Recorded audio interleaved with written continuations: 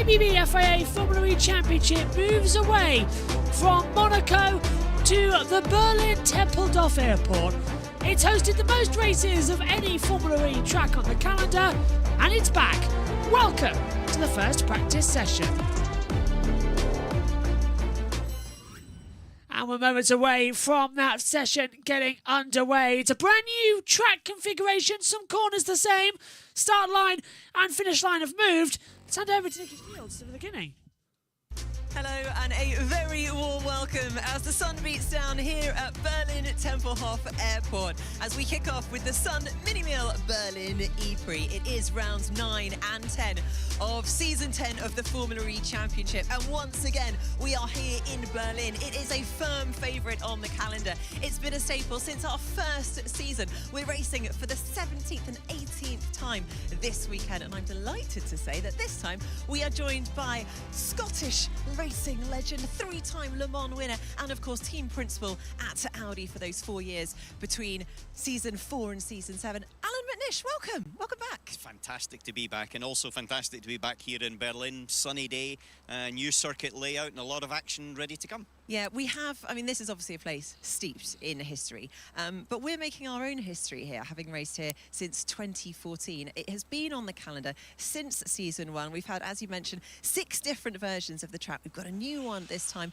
Why is it that we love coming back here so much, and what can we expect with this new layout? Well, it's a fantastic place. If you just look at the architecture and the buildings behind us with the Tempelhof Airport, and then it's also got a unique character because the surface is different to anything else I think I've ever experienced in motorsport, not just in Formula E. But the other thing about it is it's a real point and a pivotal point of the season that really is the leapfrog to potential championship challenges, and we've got that right on the cusp of it right now after the race in Monaco. Yeah, it was just 2 short weeks ago that we were racing in Monaco. Let's remind ourselves now of how the Drivers' Championship standings look. So at the very top spot, we've got Pascal Wehrlein. He finished P5 in Monaco, but maintains the top spot by 7 points. Nick Cassidy had a podium finish in Monte Carlo for Jaguar TCS Racing. He's been really consistent. 5 podiums this season so far, including a win. Jake Dennis Frandretti on 89 points. Oliver Owen just 1 point behind. So 14 points between those top 4 drivers. And then Mitch Evans on 77 after his epic win in Monaco. It was, of course, that amazing 1-2 for Jaguar. But Alan, we're now halfway through the season, so all eyes are really now looking at those championship standings. How much does it mean to just keep the consistency going? Can Jaguar carry on that momentum from Monaco? Well, they have to take the advantage when they can. Not every race will go in exactly the same way as they had there, and you're going to see a very competitive challenge coming from Porsche. It's their home race, but also others up and down the grid. But when you can take the points, you have to take them. There's a lot of points with this double header this weekend. Yeah, and that's true. And in fact, we've got 4 different locations for the rest of the season, all of which are double headers. So if you nail it on the first race, you're looking good for the second one. You say that. In my history, before, we were always super good on the Saturday, and on the Sunday we always had a difficult one. So you think that in theory, but actually in practice, very hard to achieve. Yeah, fair enough. Well, let's take a look at the team's championship standings and how that's shaping up at this point in the championship. Because at the moment, after that 1-2 for Jaguar in Monaco, they are right at the top. A 44-point lead, pure dominance from them at the moment. And then Tag Heuer Porsche, as you mentioned, it is their home race on 128 points. Then Andretti, then Nissan and DS Penske, who are also strong in Monaco. So much to get excited about over the course of this race weekend. But practice is about to get underway. Let's go to Tom Brooks in comment. Green light, we're underway for this crucial session to determine what the running order will be. Welcome to practice here in Berlin. Brand new track configuration. It largely looks the same, but there's a couple of areas that have been very tightly changed as well. New heavy braking zones on the circuit, a new sort of familiarity, combining the best and worst of all the previous layouts we've had here. There is Sam Bird watching on in the grandstand, not racing, giving us a wave.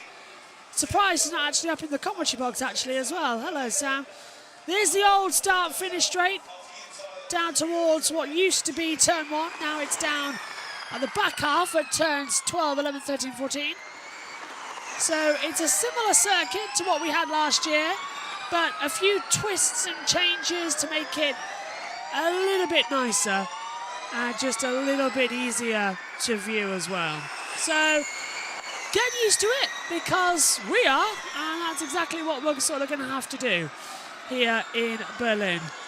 Just get used to it. And it does look like a nice track as well. That keeps flying out alongside each other. Just getting the predictors up here in the comments box so we actually know where we're going. But yeah, finally, Kelvin van der Linde is out Cooper. So we've got new drivers, new teams coming in as well. So a couple of drivers changing. Joel Eriksson is in, alongside with Kelvin van der Linde, in place of Robin Freins, Sebastian Boemi, all changing over as well.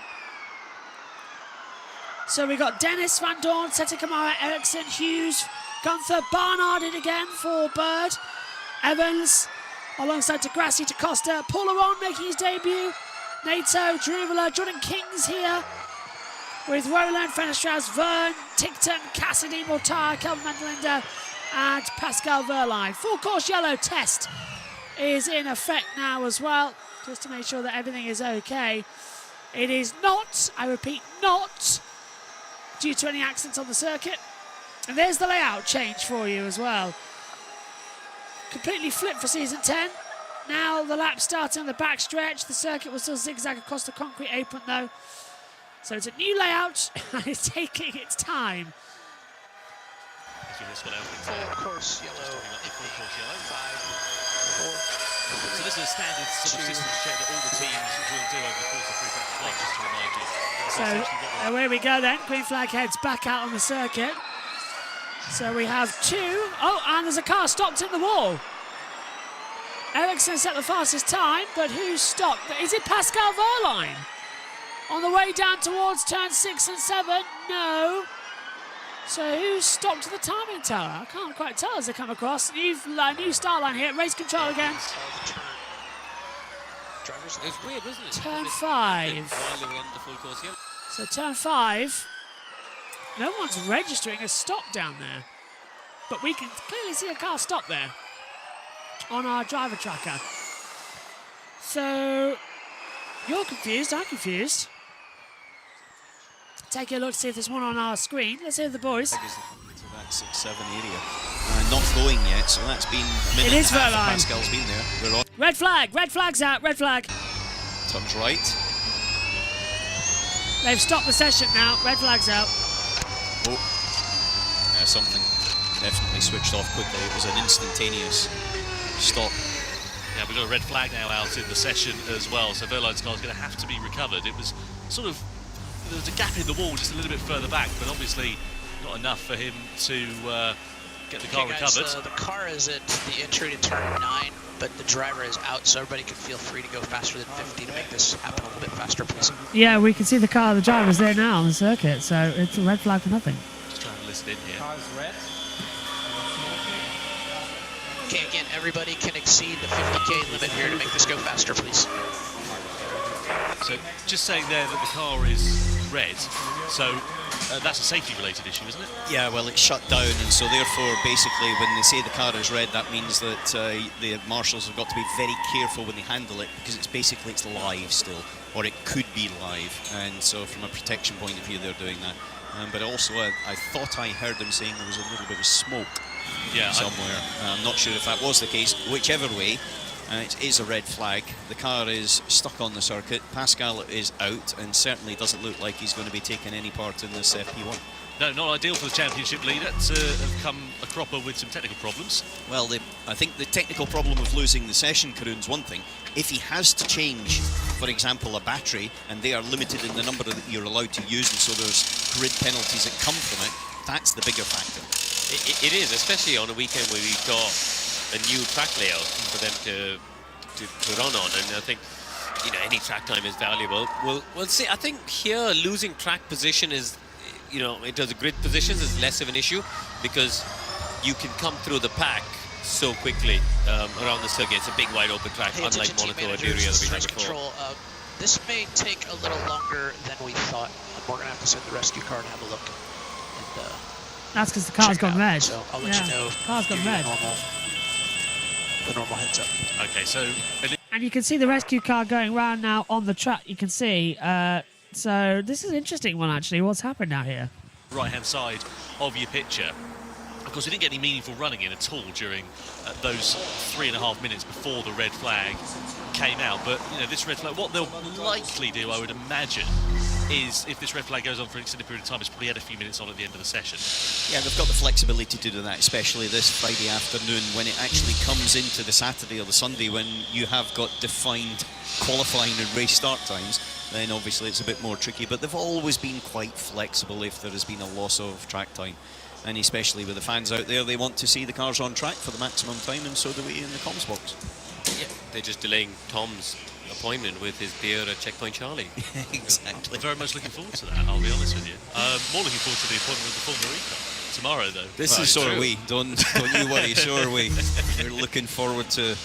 It's a spectator sport, isn't it, Karun? Well, for us it is. You know, so Tom's going to be having a go tomorrow along with Nicky Shields and Jermaine Chanis. We are very, very excited. How are you going to award points on this, though? That's what I want to know. Just that's so up you know, to that's up to us. But also the other thing is, for all these drivers that you've maybe commentated on and criticised in the past for something, they're going to be watching. I'm looking forward to seeing if there's a seat free for the rookie test on Monday. That's what I'm aiming for. Nice shot window in there. Well, Sam Bird's injured his hand, as you can see there, his left hand, so maybe there is an opportunity in Shanghai. You never go. He's still doing it. He is. He's saying, Alan, before you walked in, he's doing the classic thing of seeing himself on the screen and then waving at the screen instead of the camera. But there, Porsche, obviously a little bit of investigation into what caused that car to stop, Pascal Wehrlein. Yeah, see what happens there and get that all sorted.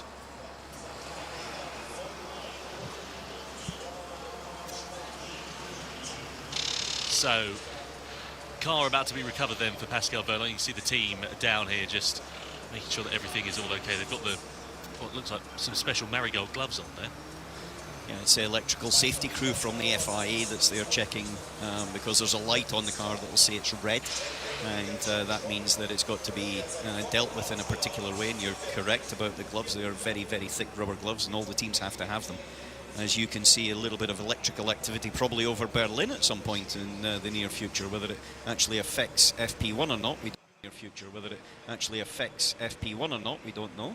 It's interesting, actually. Did you see the weather we had earlier? It was lovely and sunny, and then for what could have been no longer than a minute, there was a massive howling of wind that came through, knocked all the plants over in the paddock, and almost like a tornado kind of effect. It's very hot and sort of humid here today. Caught me off guard. Yeah, beautiful setting though there with the Tempelhof Airport in the background, the hangars. And it's been the scene for so many films and things, but also the scene for so many great races here. Well, we've got a bit of a lull in proceedings whilst we wait for news about this red flag. Let's head down to the pit lane for the first time. Saunders CB is down there. Saunders, what have you got for us? Thanks, Tom. Yeah, I was trying to find out a bit more information about the Pascal Wehrlein Tag Heuer Porsche situation. First thing I can confirm is they're not marigolds. They're electrical safety gloves, and that's because the car showed a red light. Alan will know full well what that means. It means the car is potentially live, so they have to use all the safety precautions to recover and extract the car and get it back to the pit lane. In terms of why, the team is still investigating that, but it's not what you want to hear at this point in a weekend. A very decisive weekend in the championship, where the championship leader has come a cropper, and they don't know how serious the problem is, if it's going to involve any part changes or anything like that, which might have a penalty consequence. I will stay tuned and try and find out more and let you know when I do. Yeah, cheers, Saunders. Yeah, the penalty point is interesting. We've discussed it already. What do you make, Alan? Well, there's one positive point from Porsche's perspective. They don't have a rookie driver, a replacement driver in the other car. They've got Antonio Felix da Costa. The on-track winner in Misano had a penalty after the race, but someone that has won round here and won a championship. So they'll be able to build up track experience, setup experience, etc., etc.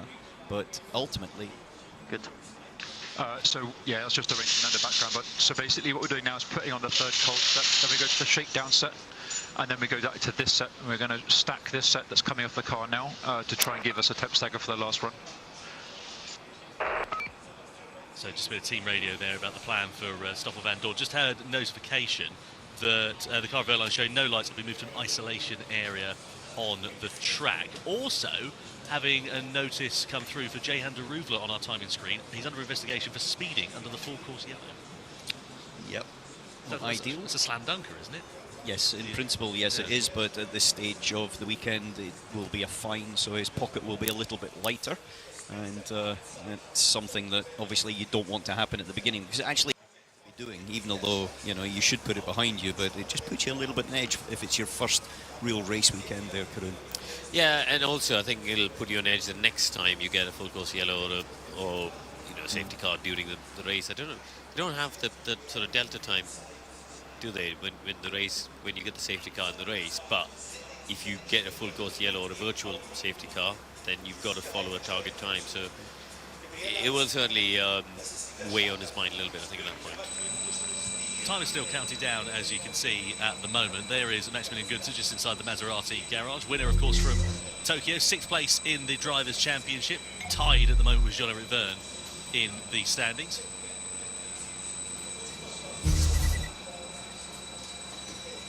So Günther will be hoping for a strong weekend. Now, of course, we've got 5 replacement drivers on the grid here this weekend, Alan.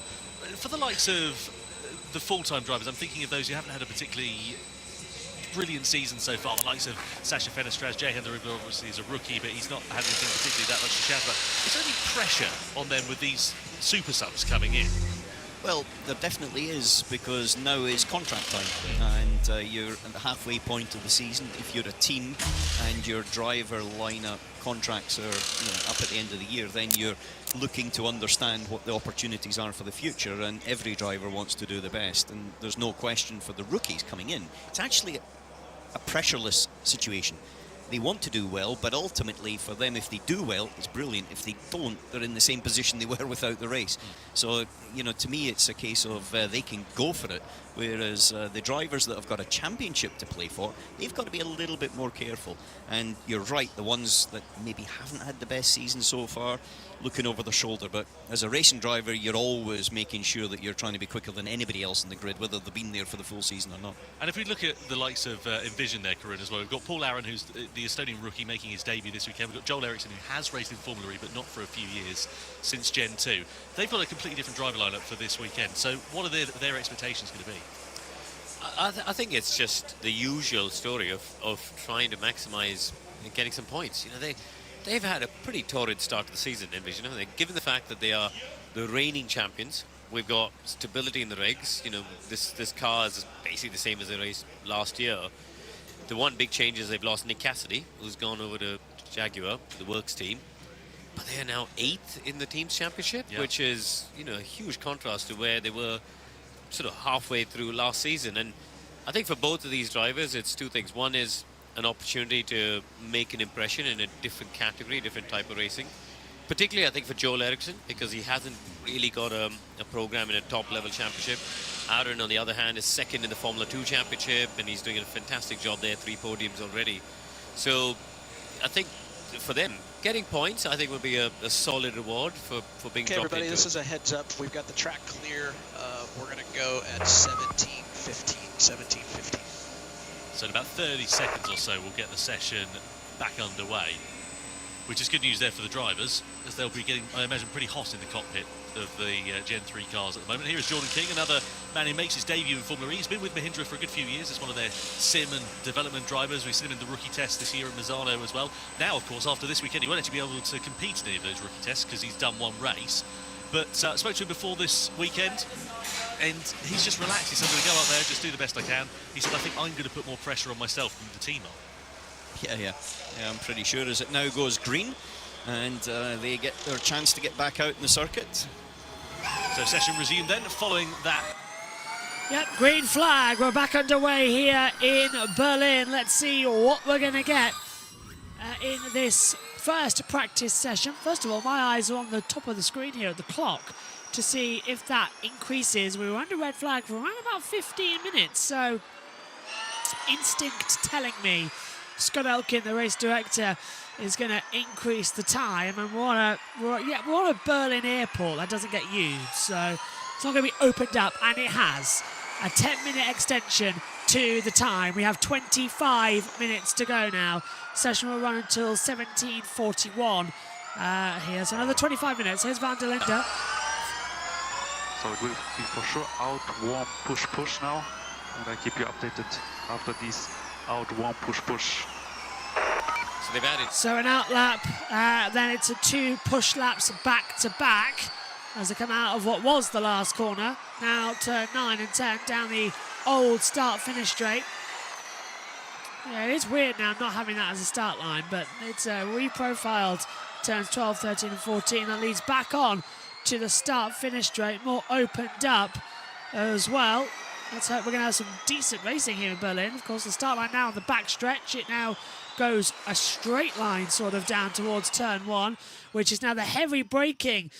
Used to be turn 6, now turns 1 and 2. This is where attack mode is as well. Den is going to try it out for the first time today, so it provides a lot more interest. I preferred the old layout, I must admit. I don't like they've changed it around a bit much, but we'll see what it gives. There's some hard braking points. We should have, hopefully not a peloton style race, but a good, exciting, fast race is what we're keeping our eyes on here for.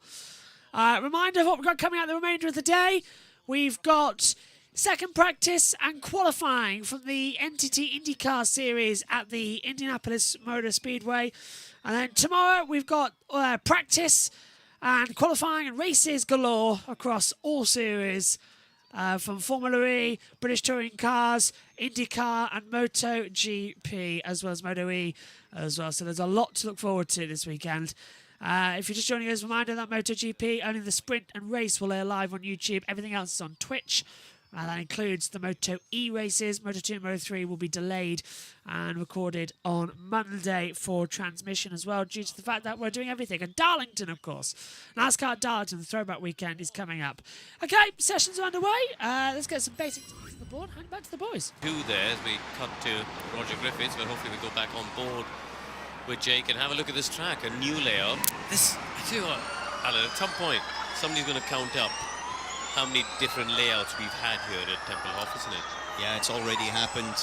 Mrs. Shields, she's already got it. 7. 7 layouts, wow. In 10 years, 7 layouts in 10 years. Just looking here then at Jean River making his way through the right-handers. This is, again, one of the widest parts of the track. He comes into the narrowest. You go through that kink, it's technically turn 8, and then into the braking zone of turn 9, it all bottlenecks up. Yeah, it does, and this is basically onto the old start and finish straight. As they come around here, so it's not really a straight, it's a curve. But what I'm interested in is, Karun, is this corner coming up. It used to be a long sort of curve. Now it looks like a triple apex, where they missed the first 2 apexes by an absolute country mile, and then skipped the last one before the long straight. I think he still gets quite close to the first one. We'll see on as the session develops. I think they get close to the first one, completely ignore the second one, as you said, and then bring the car back. But what is interesting there is the wall on the exit comes back at you, so there is a bit of a pinch point. You can't really get too greedy on the throttle, although you need to, because it leads onto a reasonably long straight. And I think even in qualifying, I think the timing line is far enough down the straight that you need to get a pretty good exit out of this. We see Van der Linde there again into this bit. The first one and gets the third. Yeah, so as I say, the timing line's quite some way down the straight, so the exit will matter out of that one, even in qualifying. Yeah, on board here with Kelvin van der Linde, returning to the Abt Cupra team, substituted for Robin Freitz last year after Freitz broke his hand in Mexico. You can see him making his way there through turn 2 into turn 3 and turn 4. These 90-degree left and the 90-degree right that follows. A lot of steering angle, car understeering, pushing, front not doing what the driver wants it to do. We saw Jake Dennis scrubbing the front tires as much as possible. Looks like there's not a lot of grip on the circuit at the moment. Yeah, you can see there, the back end just breaking away as he went into 6th, didn't he? Yeah, that's Kelvin's driving style.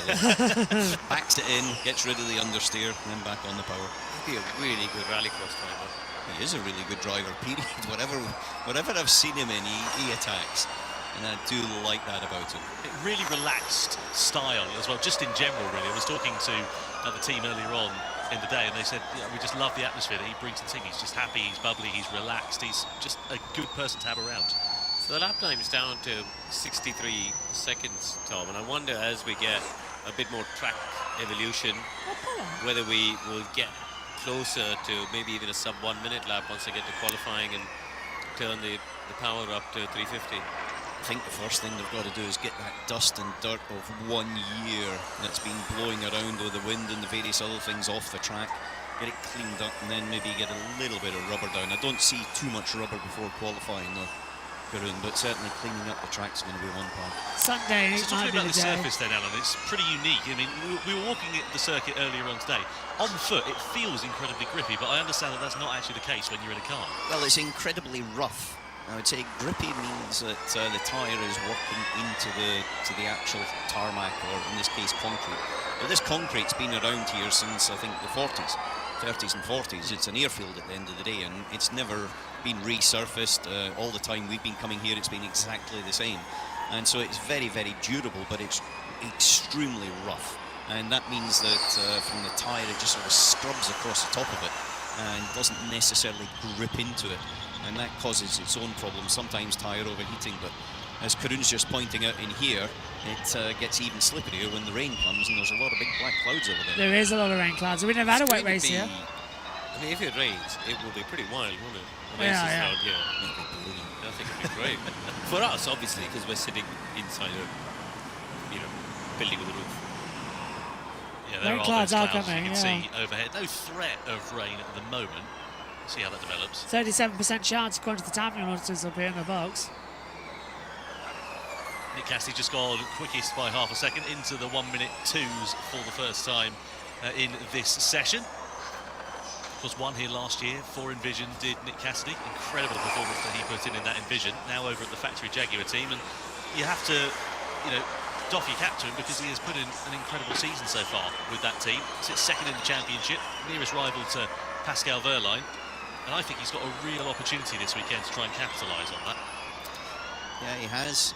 He's obviously as well got to make sure that there's not too much momentum comes into that win that Evans had in Monaco, because Evans is quite a bit behind, 40 points or something in the championship relative to Pascal Wehrlein, but that can be caught up so quickly with these double-header weekends. And so from the point of view of Cassidy, he wants to still control the Jaguar team in the championship fight. Well, Jaguar are currently fastest in the session. Let's go down to Saunders in the pit lane for an update. Yeah, more of something to think about than an update. Just looking at the top 5, you've got 3 Jaguar-powered cars in that top 5. Now, cast your mind back to last season, and the thing that ultimately got them that first 1-2 as a team was their setup. The way they can drive the circuit, their performance, their balance when it came to the old configuration. This year, we have a completely new configuration, yet seemingly, as it seems, they are still managing to do pretty well with it. So I wonder if this is going to be now a story that might replicate itself for the rest of the weekend, because coming off the back of a 1-2 in Monaco, this would be a huge result. I mean, so many points up for grabs in both the Manufacturers' Trophy, the team's title, the driver's title. There is so much that can start this weekend. Just only have to think about Jake Dennis last season, how everything changed in Berlin, and it was the onward trajectory from there that won in the title. Yeah, thanks, Saunders. Really, really good point there, actually, as we ride on board here with Jake Dennis at the moment. But yeah, Jaguar last year, they were 1st, 2nd, 4th and 5th. The only anomaly within the top 5 was Max Günther in the Maserati, but Jaguar powertrains, pretty much dominated this time 12 months ago. Yeah, they certainly did, and right now Cassidy's there, but Evans has been quickest in that first sector as well, and so pushing right up at the front. But funnily enough, you said about Maxi Günther being the sort of fly in the Jaguar ointment last year. He's currently 2nd fastest overall. The Super Subs have done a pretty solid job so far. I think Ericsson up in 4th, as you were saying before, but even Van der Linde not far away from De Grassi's time. He's, I think, looking at it there, what is he, 300ths away, so that's a good effort for him getting going. I thought Jordan King had done a quick time, and he's actually on a better lap, so we'll see as this one unfolds. Yeah, Van der Linde's just popped himself up into 6th quickest as King just goes into 13th fastest as well. So interesting you should say, actually, about the likes of Joel Eriksson, Kelvin Van der Linde, etc. If you look at Van der Linde, on the other side of the garage, Lucas de Grassi's had his worst start to a Formula E season, only 1 point on the board so far this year. I mean, what do you think he's going to be expecting going into this weekend? If Van der Linde goes and outshines him, is that going to be a motivator, a demotivator? How would you look at that? Well, it's not ideal. You never want to be beaten by your teammate, especially not a young hungry upstart like Kelvin van der Linde in that respect. But, you know, as a driver, you've got to deal with it. Sometimes you get a bit of a punch in the nose and you've got to come back out swinging. And it has to be a motivator because it's a performance-driven sport and you're only as good as your last race. It doesn't matter what happened in the past before it. That's called ancient history. Your last race and your next race are the two that people think about. Not ideal was, I mean, you've been to the Ron Dennis School of Diplomacy there, haven't you? I was expecting suboptimal to follow that. Ron Dennis once said to me, he said, we don't congratulate each other for winning because that's what we were meant to do. And so when I was a young driver and a test driver for them in racing in Formula 3000, I thought it was the thing to do, but apparently not. So looking here then at Mitch Evans, winner from Monaco a fortnight ago. Incredible performance that Jaguar were able to put in. Strategic masterclass, really. And we sort of had a Noah's Ark formation, really. We had 2x2, two Jaguars up in front, then we had the two DS Penske's, two Porsches Back in the mix Monaco, there yeah. as well. And once that happened, the strategy that unfolded essentially allowed the drivers who were behind to play rear gunner, and that's what won Jag the race. But I was surprised that the others... Evans radio. Go safe for the next lap. Go safe and box at the end of the lap. Popping into the pits there, I think that was a bit of a delayed radio message there. Yeah, I was a little bit surprised that the others couldn't see that happening. I mean, we could see it in the commentary box. They're sort of willing the Penske cars or even Verline to make sure that they didn't allow this Jaguar pair to collaborate, because to be honest, they should have locked out the front row. Both drivers made a mistake in qualifying. They should have locked out the front row and they had the quickest car. So you could tell before the race, if they had a sniff of a chance to gain track position, there was no way they were going to give it up. And Jean-Eric Vergne was pretty annoyed, wasn't he, afterwards with this guy, with Stoffel, because he felt that Stoffel could have had more of a go, had a pop at it, just done something to get amongst it. But in the end, Jaguar did a perfect race as a team execution. You're saying about Stoffel van Dorn, he's coming round, basically he's last of the runners at the moment as he crosses the line, pops himself up into 6th place. So that's the first real lap that Stoffel van Dorn's done in this session. Yeah, well, it was the light for Jaguar a couple of weeks ago. Disappointment, though, for Envision, who, as we said, have had a challenging start to the season, to put it mildly. Of course, new driver lineup this weekend with Joel Eriksson and Paul Aaron at the helm. Let's get down to Saunders, who's with team principal, Sylvain Philippe. Thanks, Tom. Yeah, so Sylvain, a completely different lineup this weekend. A big opportunity, but a big ask as well for both Joel and Paul. Yeah, I mean, look, expectations are very much in check. We can't expect them to do the same job as our regular drivers. Having said that, the car is good around here. So yeah, we're trying to give them the best car we can. And then it will be interesting to get to know them and work with them and see what they can do. So Paul, for one, has limited experience racing in Formula E. He's only done one rookie-free practice, not even a rookie test day. Whereas Joel has so much simulator experience in a Jaguar machinery.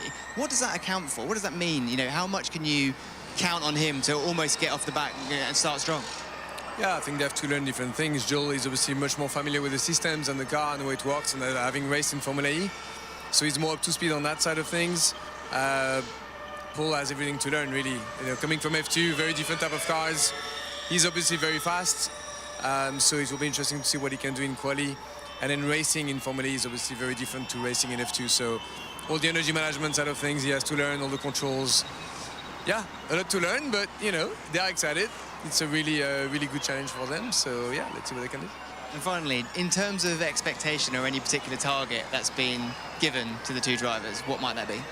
Definitely no target. I mean, the idea is to, if they can bring points, brilliant. But really, the target is really for us to get to know them, work with them, see what are their strengths and weaknesses, see how much they enjoy the weekend, with the car, with the team, and then take it from there, really. Thanks, Sylvain. Thank you. Yeah, thanks, Sylvain. Thank you to Saunders as well. Good to hear from both of them about the expectations for Envision this weekend. Just so you see expectations, everybody is within 1 second. It's from Dennis to Barnard is 1 second, so it's going to be super tight. But I think we're going to have this because there's just so few corners. In reality, you've got you know, 1, 3, 4 sort of combine into each other. Got a hairpin there. You know, is really 5 corners. So there's only 5 places where the drivers can really make a difference in terms of a lap time. So I think we've seen in qualifyings before. We've seen 4 drivers, you know, going into duels within a tenth sometimes. But the margins here are going to be unbelievably close, I think, when we get to quali. So as a driver, where do you find that difference when the margins are so tight, Alan? Well, I don't know. You've just got to maximise it, haven't you? Yeah. You know, the reality is you have to maximise every input. You know, if you can sneak in a quarter of a metre on the brakes, there's going to be a benefit.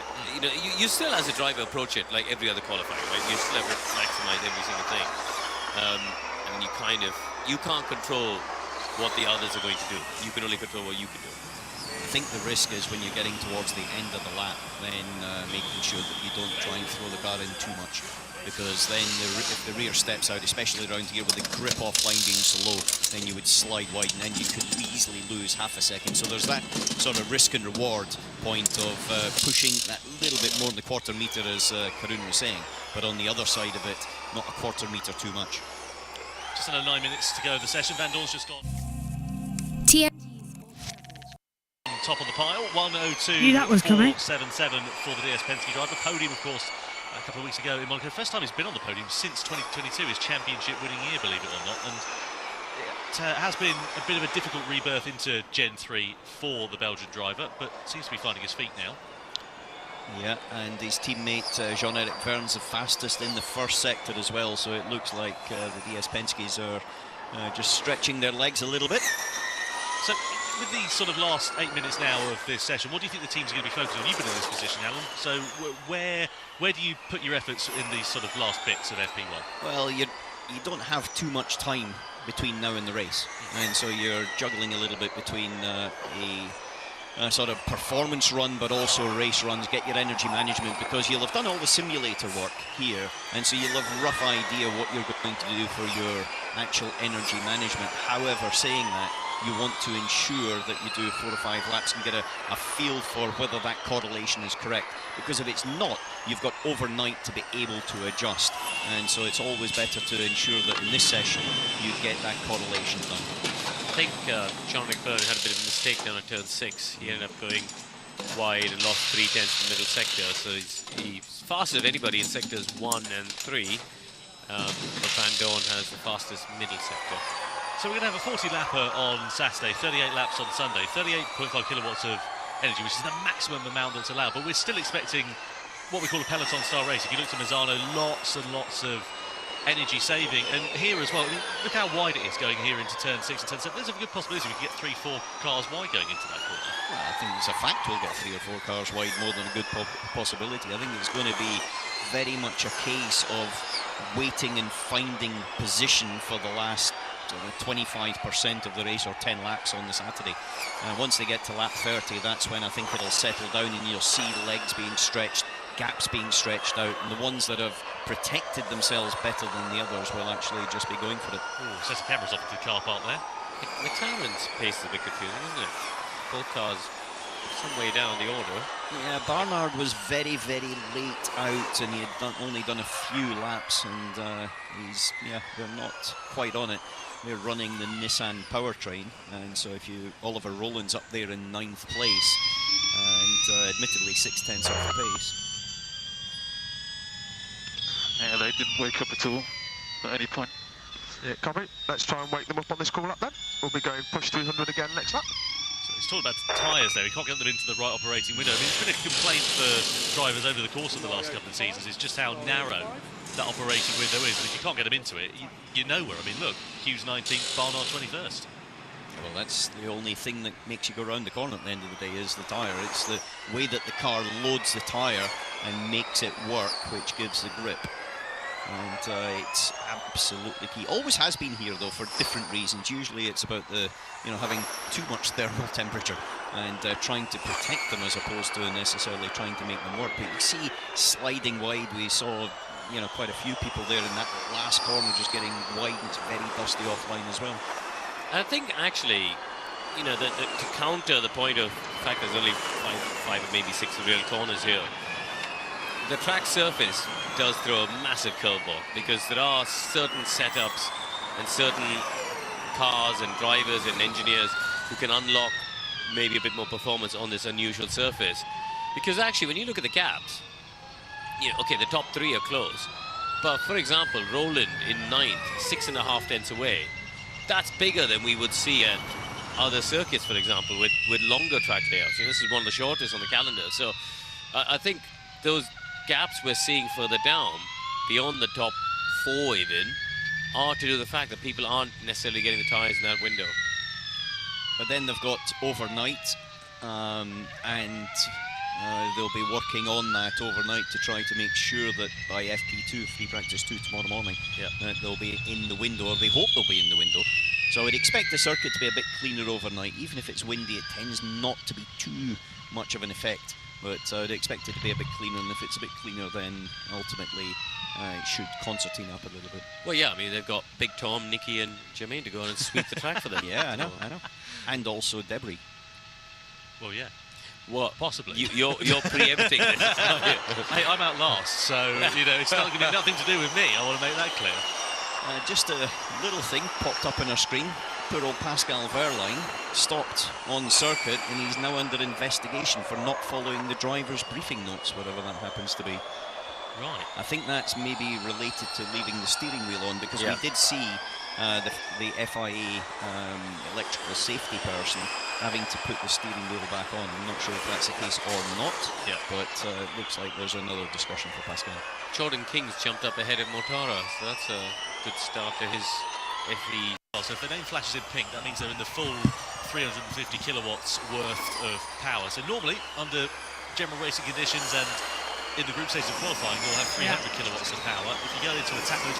Well, just quickly as well, Wehrlein's now under investigation for not following the race director's instructions. So something's gone on there that we haven't really seen about yet.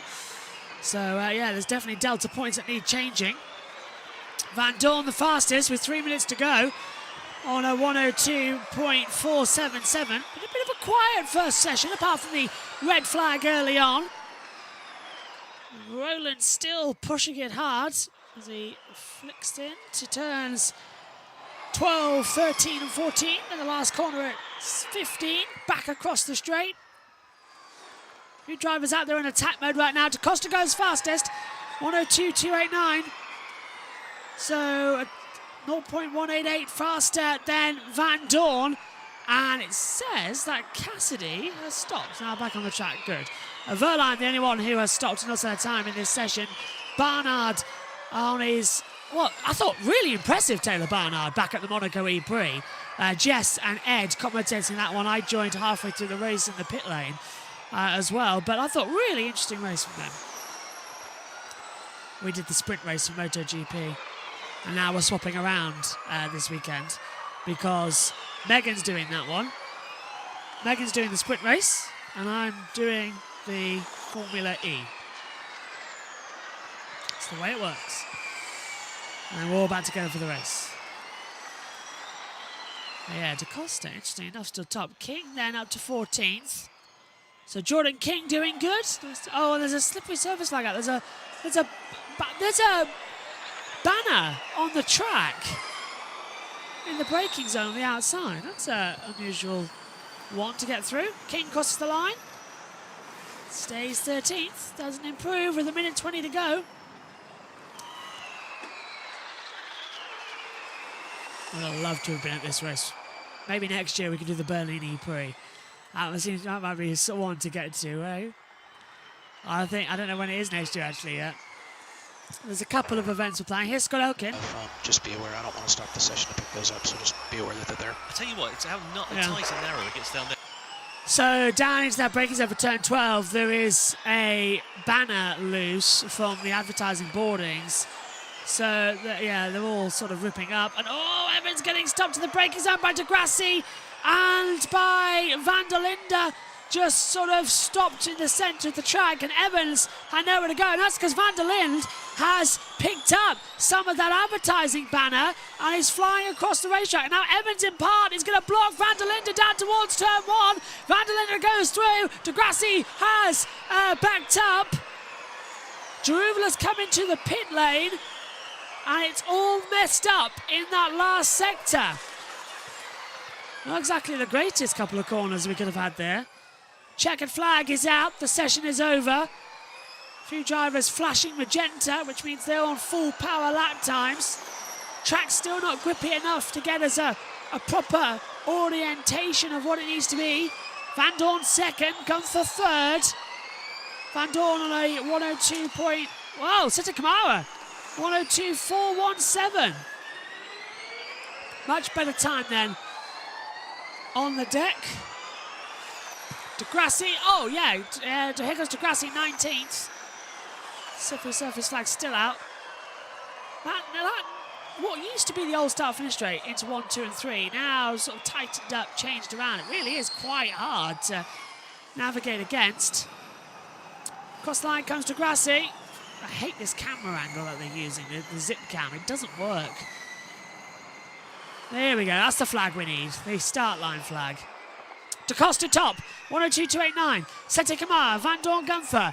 Juvenile in the pits, Cassidy, so we're waiting for Evans and Dennis. Dennis is 12th, yellow flag's out, and everyone takes the checkered. Session over then here from the Berlin E-Prix, and this is how it ends. DaCosta, Sete Kamara, Van Dorn, Gunther, Juvenile, Cassidy, Vern, Evans, Ticktum, Ericsson the top 10, Roland ahead of Dennis, Aron, Degrassi, Nato, Hughes, Barnard, Van der Linde, King, Mortar, Fenestrad and Verline not scoring any points. Back over to the comms box. A good setup, good balance, and it's a decent margin as well. 10th and a half to Sete Kamara, so who has also in turn, you have to say, done a very good job there. Yeah, really good. We've seen good pace from Sete Kamara. He's been the duels a couple of times so far this season in that ERT. Good session also for the two Maseratis. Max Günther in 4th, the rookie Jehan Deruvala in 5th place as well. So they'll be pretty pleased with the end of that first free practice session, I'd have thought. Practice starts on the grid. Yeah, trying to lay some rubber down as well, I think. We'll go for start practice right at site. Some stuff to analyze because I'm still not fully happy. Yeah, copy that. Also on the 300, we're looking for 800s to Jeff and Evans. Only Roland was a bit quicker. We have 2 tenths quicker on a 300, so not too bad in a 300, but need to work on details, I think, yeah. Team radio there for Antonio Felix da Costa with his engineer, just discussing where he was losing a bit of time relative to the other drivers around him. The fastest man at the end of free practice 1 then is Antonio Felix da Costa. Sergio Sete Kamara in 2nd, Stoffel Van Dorn in 3rd, Max Günther in 4th, and Jehan Deruvala inside the top 5. But an interesting end there to free practice 1. Looking forward to seeing how this develops as we head into FP2 qualifying, and of course for the Sun Mini Mill Berlin E-Prix here tomorrow afternoon.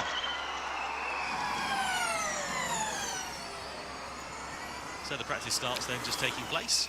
Well, that was a very interesting session. Busy out there.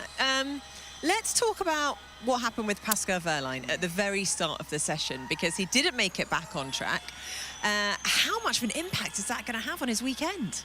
Well, definitely it's not ideal because there's now very limited time on a completely new circuit layout. Here he comes out the corner, and immediately look at the lights on the steering wheel, and effectively the whole thing has shut down and he's had to stop. So he's lost all of this session. He's lost also the driving sort of feeling for the circuit, and so his experience is still from the simulator. However, on the other side of it, Antonio Felix da Costa, his Porsche teammate, is fastest, so the team will have information. They know the car is quick, but for the championship leader, I would certainly not like to be in that position going into a Saturday afternoon. You can see a frustration there, throwing the headrest away as well.